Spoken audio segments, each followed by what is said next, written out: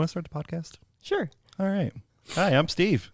I'm Haley. And we're going to start our podcast, the AE Vol 4. And this is our podcast where we talk about all things AE that we don't normally talk about or learn about or learn well about, right? Yeah. So this particular podcast, AE 103, right? Can you tell us the gist of this? So we titled this one Manpower and Equipment Force Packaging.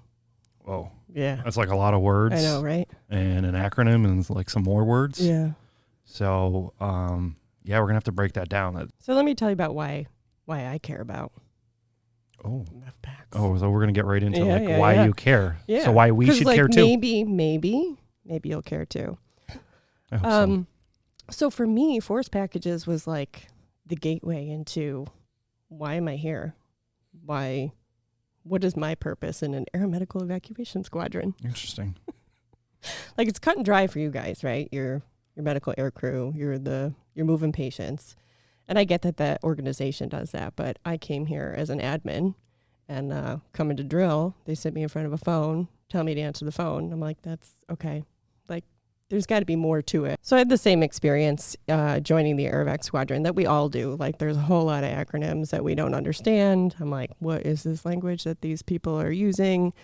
I had already deployed and they were saying things like, go get the PT locks, help us get the eel. I'm like, what is this eel? Oh, what are these things? We love acronyms. And the officer I was with got real mad that I didn't know these things rather than, so we need to do better at training these. So once I started to figure out what these force packages were and actually saw them, it was like, okay, now it's starting to make sense on why I'm here. I learned things like not everybody in the building is air crew. I wasn't the only admin. There were other non-flyers. Mm-hmm. We're all part of a team. See, it's interesting because in my perspective, as always being a flyer, I just get on a plane and do the things. Mm-hmm. And everything else that happens around it, you're not really sure. And it can take a good amount of time, if not your entire career, to learn it or not learn it and still get by. Yeah. Because I just need to get on a plane and take care of the things. That's Right. it. Right. You can fumble your way through your entire career and not really understand force packages outside your little bubble, and you'll do fine. But at a certain point, it starts to show as you get higher up in your career, or if you're out in the system and you're thrown into situations that we didn't train you for. It'll start to show. So tell me a little bit more about that experience, about you deploying for your first time in AE as admin and not really understanding all these things. So I came from maintenance on active duty, and I had a 6-year break in service. And then I come to Aerovac. And it's like there's all these officers around, and they're doing these flying medical things, and I'm just sitting there answering the phone, right? And they're like, you're gonna deploy. Like, okay, where am I going? The AYAT. Like, what is AYAT? Is it person, place, thing? Are there more than one? What does that stand for? Get in your car and you drive there. I'm like, this is wild. Well, a lot of us think that the AYAT is a building, right? Right. I've had the question from newer people that are like, AYAT, so what does the Y stand for? It's a fair question. Yeah. Right? Yep. Why don't we do a good job teaching this? It seems like that's the problem. It's obvious for us that have been here for way too long. Why aren't we doing a good job teaching this? What can we do better? I don't think we do a good job teaching a lot of this stuff because there's no right or wrong way to teach the concepts of the Aerovac system. There's no like first you learn this and then you learn this and then you learn this. You can learn different parts at different times and put it together and eventually make sense. Mm-hmm. So and we have so much stuff to do in such a little amount of time that when you rack and stack all the things that we have to do, we don't do the force package part. We talk about like what the air crew does. We talk about what the mysterious AYAT does. We talk about command and control, which you've learned already by the time we get to this episode. Mm-hmm. And then you boil it down into the patient movement system and where you fit in. But the understanding the force packages and the tool that it provides you in order to like come up with a course of action and understand how all these things fit together, it's helpful. It's definitely helpful because it has to do with manpower, and manpower is your critical resource. So, and it's a critical resource that the Guard never has enough of. It's like the Hunger Games out there trying to fight for people, right? Yeah. So if you don't understand your force packages and the people that you have, how are you going to fight for more? Yeah. How do you know what you have? How many people do you have? How many people do you have authorized? What does authorized mean?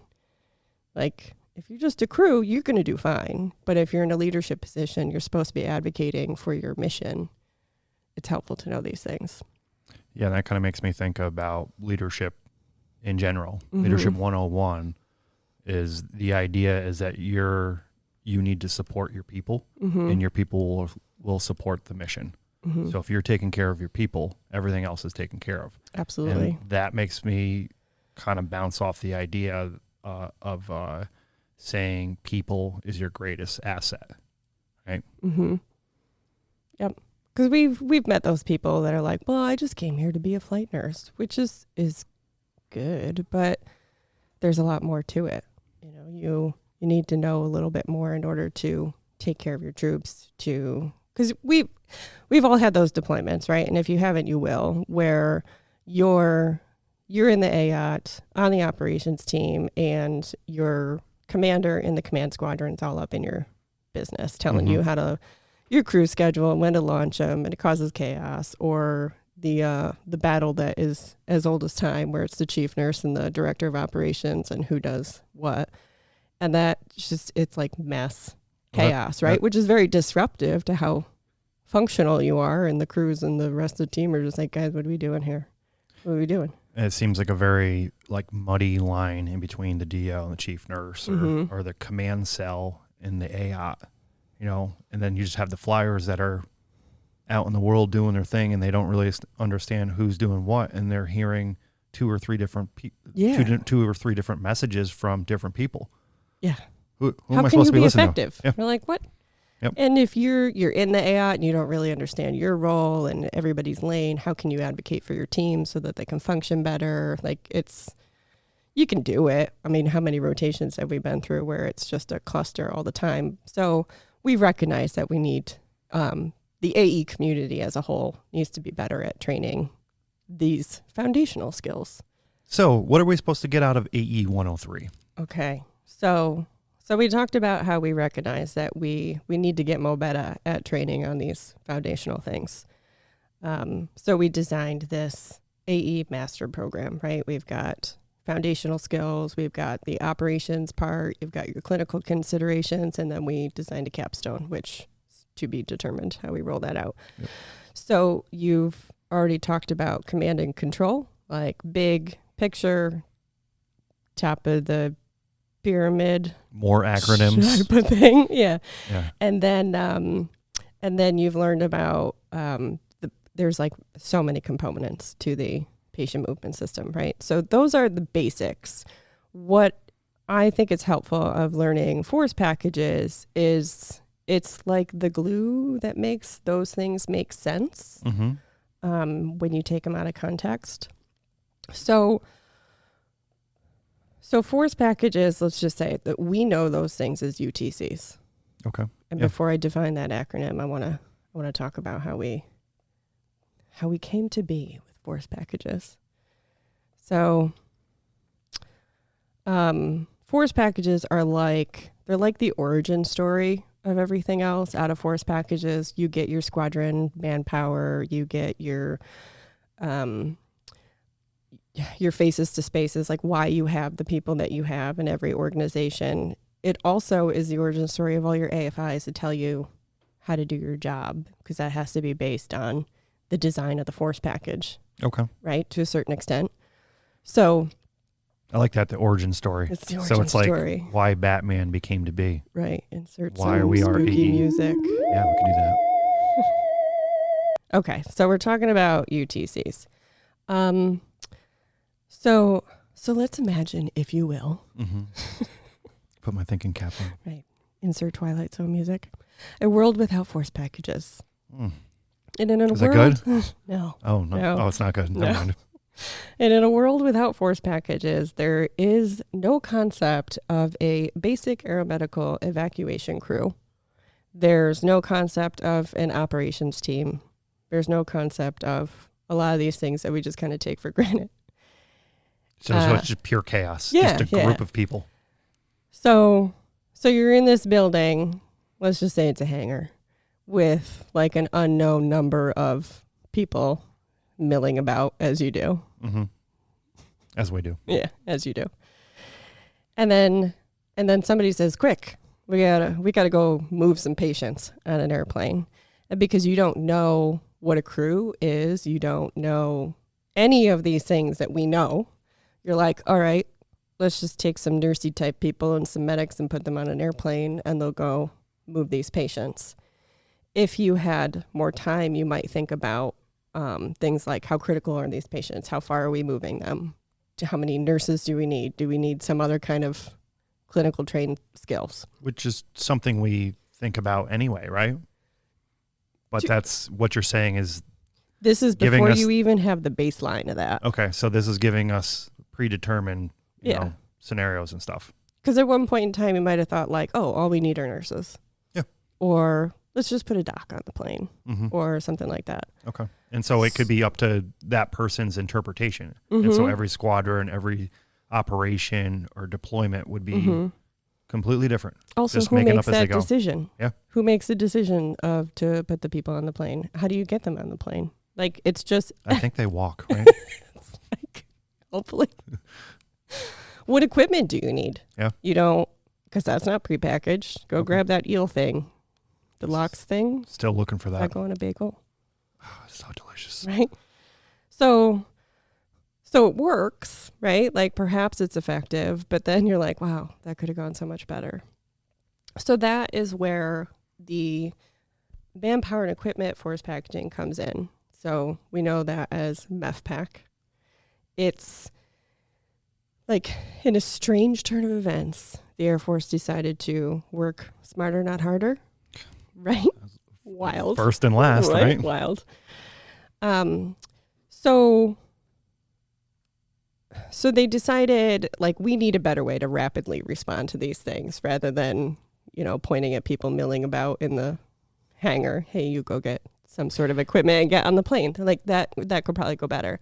So they decided, like, if you're going to build the Lego Death Star, you go buy the Lego Death Star kit, right? You don't just go buy a bajillion Legos and hope that you can build the Death Star in the end. Because you're going to miss pieces. And Right. yeah. You have no idea even what you need. Yeah. So our force packages are like our Lego kits. And how did we build them? How did these smart people that decided let's work smarter, not harder, build them? So you identified, define, and standardize. You identified the need. We need to move patients on an aircraft. Okay, so basic concept. Yeah. Okay. Like you need that capability. So then you define what you want that capability to be and you standardize it. So whatever that process was, they determined, okay, so we need air crew that have clinical skills. They decided, like, what is the baseline capability? Like, not too little, not too much, just right. So they determined the basic AE crew. They came up with the critical care transport team. There's some other things, and then they standardized it. So they're like, this is the baseline of this force package, and this is what everybody's going to use. So we've decided our baseline. So then once they decide what that capability is, they give it a MISCAP, which is another acronym. What is a MISCAP? I'm so glad you asked. A MISCAP is a mission capability statement. And it's exactly a statement. It's a narrative that describes the baseline capability that you can expect of this package of people or equipment. That makes sense. And it will include things in there like, where can you use this package? All over the world? Maybe. So everybody has UTCs. It's not just AirVac. So not all of them are deployable UTCs. So if you're like, what is the purpose of that? You go read the mission capability statement, and it'll tell you the purpose of that. It will tell you if there are other packages that are needed to go with this particular one for certain scenarios, if you want to change the capability, things like that. So then you've got two different kinds of packages. You've got your manpower packages, your packages of people, and then you've got your equipment packages. And are they always like synced up? Are they together, or is that like two independent type packages? Two independent packages. And each of them gets a mission capability statement. So if you look up an equipment package, the MISCAP will basically say, like, this is the equipment that supports this other package.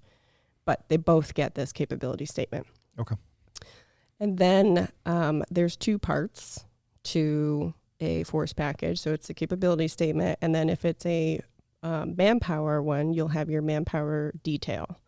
So that is your list of personnel that they've decided are needed for the baseline capability of this force package. So that will tell you the type of people that you need, what AFSC. It'll even tell you rank grade requirements and how many of each you need. And then in your equipment packages, so the equipment packages, we also know these as our WRM, War Reserve Material. And those have things like a logistics detail, which is a list of all the equipment that will be packed in there. And a lot of people don't even pay any attention to that. It's like, oh, it's equipment. It just magically shows up. Well, you do, because your in-flight kits. Oh, that's those a good are point. an equipment UTC. Yeah. And I believe when you do your inventory, you're looking at the table of allowances, which is the equivalent to your manpower detail. So instead of people, you have all your equipment. That's interesting. That's a good point. So let's look at what this looks like on paper, because that is what made the difference to me. It's like, okay, you talk about all these things, but need to visualize it. Okay. So if you want to look at that, Yeah, because that will be on the screen. Okay. Right? So what you're looking at, that big narrative part there, is the mission capability statement. So that's your MISCAP, the narrative part in the top. And then the underneath there is your manpower detail. So that should look very familiar to all of us. That's your basic AE crew, right? Yep. 2 nurses, 3 medics. That's what they decided is needed. And then how we get to the term UTC. That's what we all want to know. Right. Like, I want to keep jumping. I think you even did that. You just want to keep jumping and like just UTC, make it simplify it, right? We get so that. once we understand what, like, so UTC, you look up in the corner there. Which stands for what? Unit type code. Oh. So the UTC part of everything that we learn is just the code that represents a force package. Why did they do that? Really? Simplify it? Yeah. When you're mobilizing forces, instead of having a huge list of like, why are there a ton of nurses and medics and whatever other AFSCs, you list out the UTCs, just the code. So henceforth, we shall call force packages UTCs, and that should be familiar to everybody.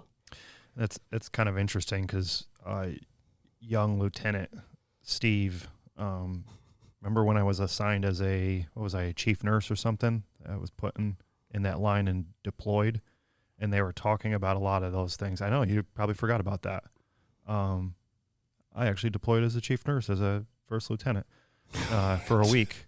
Yeah, great story. And they were going over all these things, and we're reviewing these, and like I never learned it, and so I'm just like, and the UTCs were just listed in all those codes. I'm like, FFQD, what? Like, what is what? Qualified department of like, oh, I don't know what any of this is. Yeah. And so you're backtracking on all this stuff, and that would have been nice if I knew that. That's probably why I lasted a week. But they well, again, you we should have know. never been deployed in that position anyway. Correct, So as we see learned. how like it helps to know some of these things. It would have helped. Maybe I could have Yeah, faked it a little bit better and gotten through it. right. So like when me and Diane are deploying you guys, we will get a DRMD, a deployment manning document. I don't know why there is an R in there. I have no idea. So it's just it's an Excel spreadsheet, and it just lists the UTCs rather than saying AE in-flight crew, AE command cell, AE this. It simplifies it, and I think it has to do with an actual like information system as well, where it will pull those out. Yeah, if someone's looking at everybody that's deployed, like the, whatever operation, they're seeing, a couple thousand people, and they're all broken up into UTCs. Right. It makes more sense. Right. Yeah. Okay. So you give them a little code, and then here we are. That's cute. I like it. So looking at the MISCAP, it's gonna tell you the baseline, right? But you think of those as like safety parameters. So if we're looking at the MISCAP for the AE operations team, which is the AAT, that's going to say things like it should be able to launch and recover, I don't know, I'm making this up, it might be 6, it might be 12, a certain number of missions in a 24-hour period. Okay. That's just saying, like, safely, this is the expectation of this particular group of people. So you're saying safely, meaning that they could do more, they can do less, depending on the situation. Right. Like if it hit the fan, maybe they can do more. Right. They should do more, right? So the cool thing about UTCs is that they are scalable. You can augment them or you can abate them depending on what you need. So this is the baseline. They decided, like, all right, if we're building a new whatever in a stand, this will just plop these in there. They're like building blocks of war. And then Steamistan is what I like to call it. Steamistan. Yeah. It's a new place. So then you would, then you can either add more capabilities or you can scale them back. Like, you don't need 24 operations. Maybe you don't send all of the people on the manpower detail. Okay. You just deploy a couple of them. So still flexible. So Yes. they're giving you some guidelines, some safety parameters, but still flexible in nature. Okay. Yeah. And our UTCs in particular are designed to be light, incremental, so you can augment or abate them, and mobile. So a good example of how that differs from other UTCs is I couldn't pull up the manpower detail for the EMEDs or... because they have like a 15 and a 40 or whatever. Well, the EMEDs is our equivalent to a cache. Okay. It can combat... I never get this one right. Some state the hospital. hospital. Yeah, it's like hundreds of people. Yeah. So when the Army is deploying that, they're like putting their equipment on trains and ships, probably depending where they're going, and trying to move 100 people. The Airlift Squadron UTCs, Diane could speak to this better, but they're organized more around their equipment, which is the aircraft. So they have a ton of pilots, navigators, flight engineers, load masters, all attached to an aircraft, but they don't know how many crews they have unless you sit there and line them all out. So ours are like, you just need a crew, get on the plane. You just need a operations team, get on the plane. So much easier. They're little and they're small groups of people, which, what it's like deploying people, it's like herding cats. So it's easy just to go, hey, U-10, let's go. So that's the point of ours. That kind of explains like the difference between like us and other services where we traditionally deploy in smaller groups, and most civilians and a lot of military don't really understand that. So it's like, well, why is there just 6 of you going? Right. Or 20 something of you going, rather than like an Army brigade, right? Like 1,000 or whatever. Yeah. Is a brigade a wing or is that a battalion? Sure. Yeah. Absolutely. One of those. Yeah. It's like a lot of people. Yeah. So when the wing here gets tasked, it's not like, oh, all of Schenectady goes someplace. It's just certain UTCs, whether that's like CE squadron UTCs, security forces, or ours. And then we go. It shines a lot of light on that. Makes a lot of sense. So the best example of demonstrating how our UTCs are incremental and you can augment or abate them is the ERPS UTCs. So the ERPS UTCs are usually owned by med groups, but they are part of the patient movement system. So we run into those guys a lot, right? So you'll have the ERPS 10, which is a 10-bed en route patient staging system, I think is what it stands for, right? Yeah. So kind of what I was just saying, there is different versions of that. Yeah. Okay. So that's your baseline. It's 10 beds. I don't know how many patients it's supposed to take care of in whatever amount of 24 hours or or whatever. something. Yeah. Yep. Most of the time increments are 24 hours. And I think it's like 12 people assigned. So if for some reason you want a bigger bed capacity, there's a whole different UTC called the ERPS 50. Yep. So that's a 50 bed. So And that probably comes with a lot more capabilities. So you may have it's additional like dentistry or psychiatry. those are different UTCs. Oh, interesting. It's pretty cool. Okay. Like the ERP system, I think, is the neatest one. So it's just the basic package, and then you have other UTCs. You Oh, build okay. them together. So Okay. you have your ERPS 10. Let's say you want to go up. So then you add an ERPS 50. There's an ERPS 100. Like that's Good a Lord. lot. And those are just staging capabilities. If you want to So add, those aren't treatment facility. Those are just staging. yes, Right. Different. Okay. you're just keeping the patients until you launch them. If you want to increase your clinical capability, there are UTCs for that. I think there are UTCs specifically for pharmacy capabilities. Mhm. I have even seen geriatric capability, May need it. pediatric capability, and those are just different things that you could all deploy together to build this incredible ERPSville. That's cool. Mm-hmm. Like, I think the part that clicks for people, at least it clicked for me, is this is why we have these people here in this building, is because we are assigned these UTCs, and that is why we have a 17 Delta, and that is why we have this. And then what our capability is as an organization, the moving 700 something patients. Yeah. Kind of thing. All right. Now that we have these force packages, like what do we do with them? How do we actually use them? Like, how do they relate to you? Just Yeah. Steve? How do they affect my life? So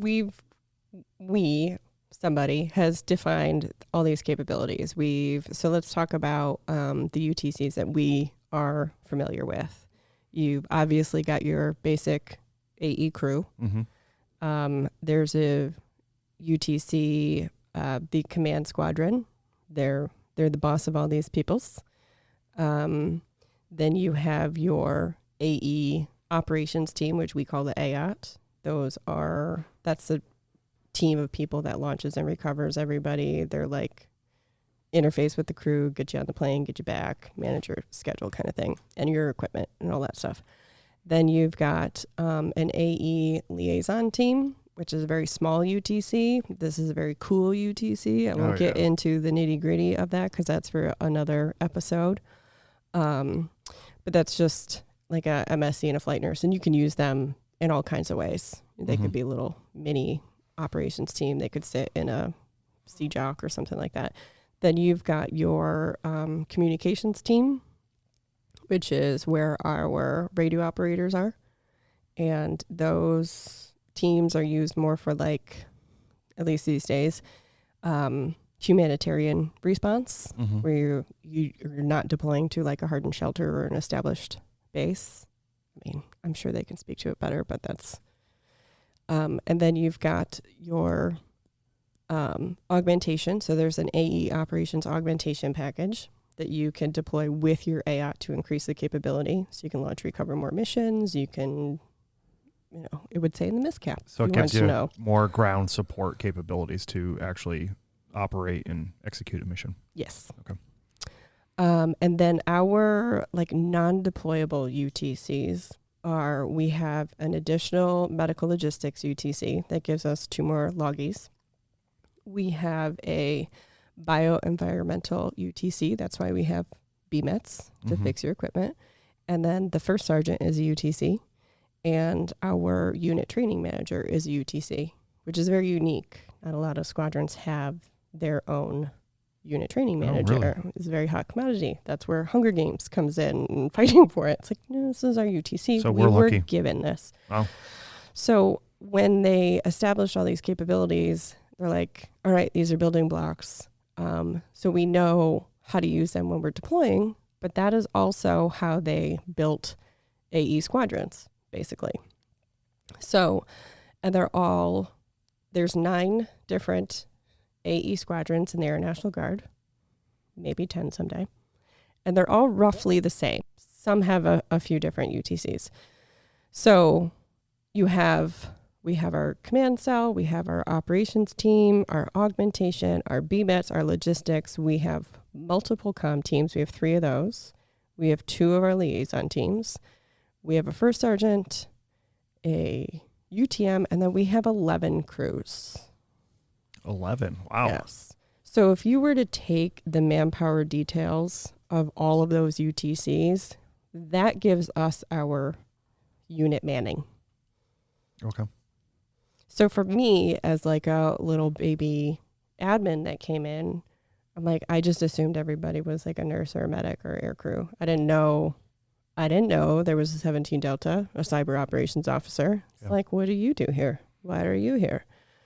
So that's why we have them, is because our force packages are the origin story. That's why you have the people that you have. Mm-hmm. And why this is cool is you can kind of figure out like your components. Did you just say it's cool? Yeah, because this is what connected the dots for me. Okay.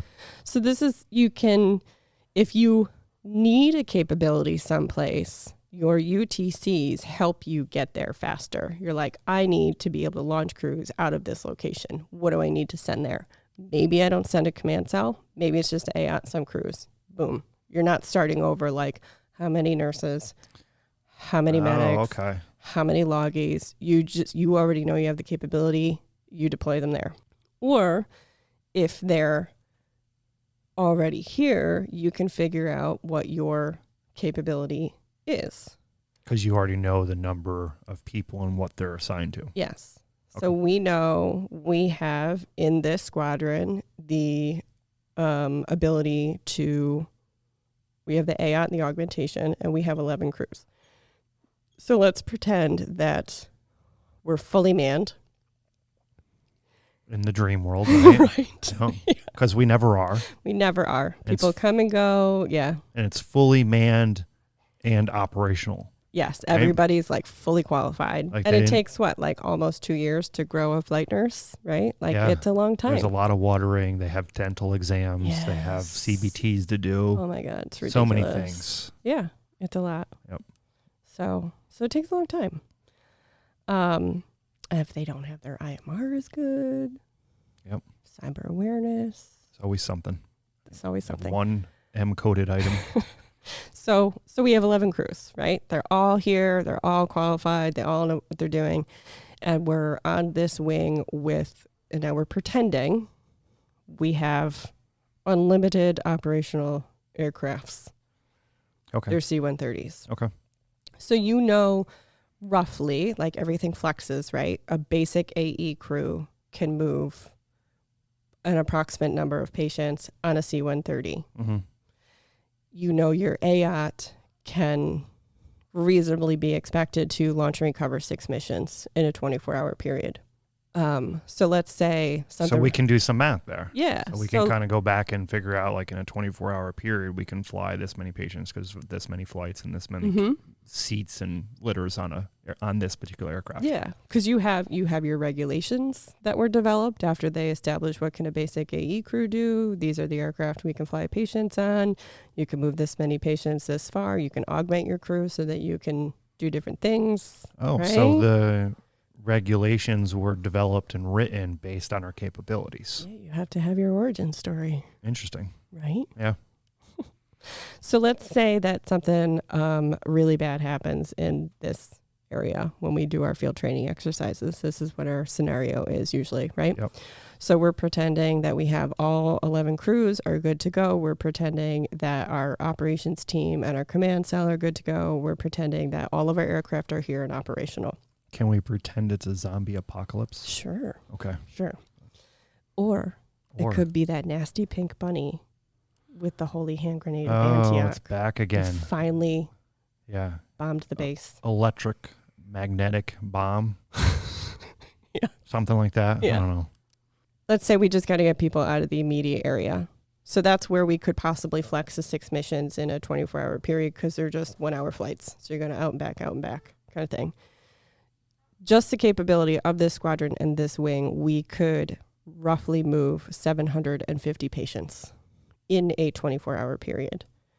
And for context, that is the size of Albany Med. Like that is pretty incredible. We can move a big hospital. Yeah. Yeah. In 24 A hours. level 1 trauma center. Mm-hmm. Okay. That's our contribution to the big picture. That is what an aeromedical evacuation squadron can do. So we're going to need a couple days to move all of the hospitals in the area, right? Right. Oh boy.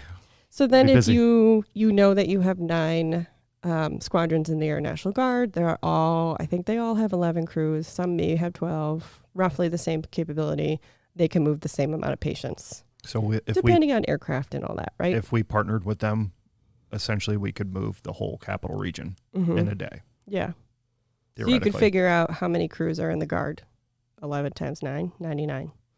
Right? Not good at math. Yeah. 99 crews. That was really good. I like that. I can do that one. Wow.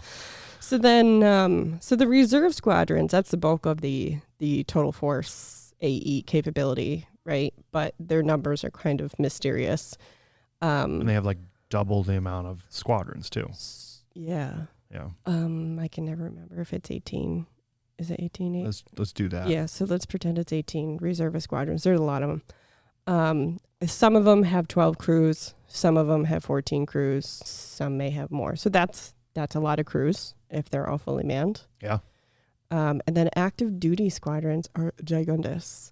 So they have 22 crews. Holy moly. So just their That's 2 squadrons. Yes, just their crew people are bigger than us as a whole organization.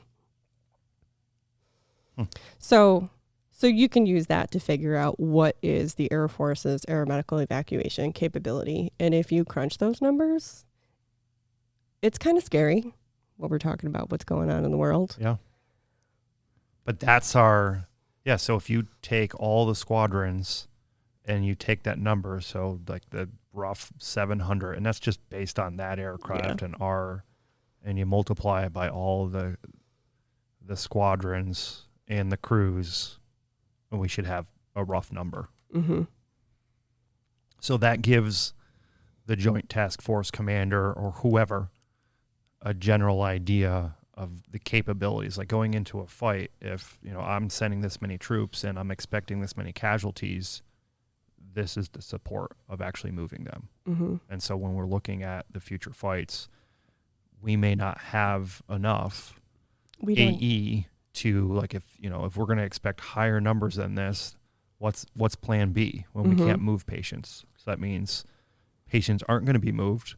Mm-hmm. They're not going to be moved fast enough. We're going to have enough equipment, manpower to take care of them. So we're going to expect higher casualties, longer time frames. Yeah. It's scary. Mm-hmm. But that gives that commander that idea. Yes. They need that. Yes. And that's what all this is about. And that is part of what our high side readiness reporting is that gives them a true picture of what our capability is based on who is fully qualified, has been through all their training, who's medically ready, all these things. So even though we're authorized 11 crews, we may only, especially when we're in a deployment cycle, have 2 or 3 here ready to go. So that's and that's what every squadron is facing. So we don't even have the small amount that we're postured to have. So our whole scenario is almost false because that's if everyone was 100%. So instead of 11, we could have 2 or 3. Yeah. Wow. Yeah. So and the number's even lower for when that big fight happens. Is we don't have those capabilities. Mm-hmm. We need quadruple the amount of AE squadrons to make it happen. Yes. All right, so it sounds like we put a lot of pieces of the puzzle together and we shed light on all these acronyms and kind of made it a point to say this is why it's important that we know these things, because we're a piece to a bigger puzzle. Mm-hmm. And if anything, it helps you take care of your people. Yeah. You know how many people you have. You know what they're supposed to do. You know how to advocate for more. Stick up for them. Yeah. And that's AE 103. Mm-hmm. And I appreciate your time, Haley. And maybe we'll have you on again because you know a lot of things.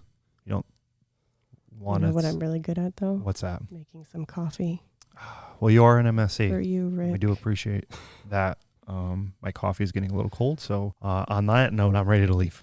Okay. Let's get out of here. All right. All right. Thank you for your time. Appreciate it.